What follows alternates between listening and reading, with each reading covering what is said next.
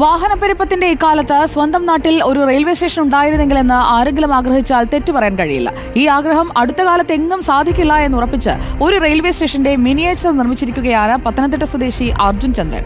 Pathanamthitta railway സ്റ്റേഷന്റെ പേര് വെച്ച് യാത്രക്കാർക്കുള്ള അറിയിപ്പും അർജുൻ തയ്യാറാക്കിയിട്ടുണ്ട്. യാത്രക്കാർ ദയവായി ശ്രദ്ധിക്കുക. ട്രെയിൻ നമ്പർ 32880 അങ്കമാലിയിൽ നിന്നും തിരുവനന്തപുരത്തേക്ക് പോകുന്ന ആദി എക്സ്പ്രസ് പത്തനംതിട്ട സ്റ്റേഷൻ രണ്ടാമത്തെ പ്ലാറ്റ്ഫോമിൽ ഉടൻ എത്തിച്ചേരും.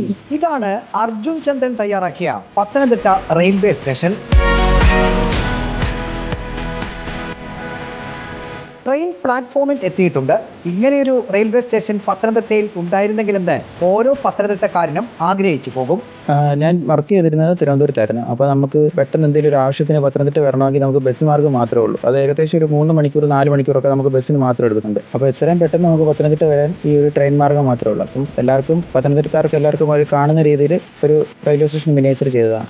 ഇന്റീരിയർ ഡിസൈനറാണ് അർജുൻ. ശബരിമല ക്ഷേത്രം സ്ഥിതി ചെയ്യുന്ന പത്തനംതിട്ട ജില്ലയിൽ ജില്ലാ ആസ്ഥാനത്ത് കൂടി കടന്നു പോകുന്ന ഒരു റെയിൽപാതയുണ്ടെങ്കിൽ ലക്ഷക്കണക്കിന് തീർത്ഥാടകർക്ക് പ്രയോജനപ്പെടുമെന്നും അർജുൻ പറയുന്നു.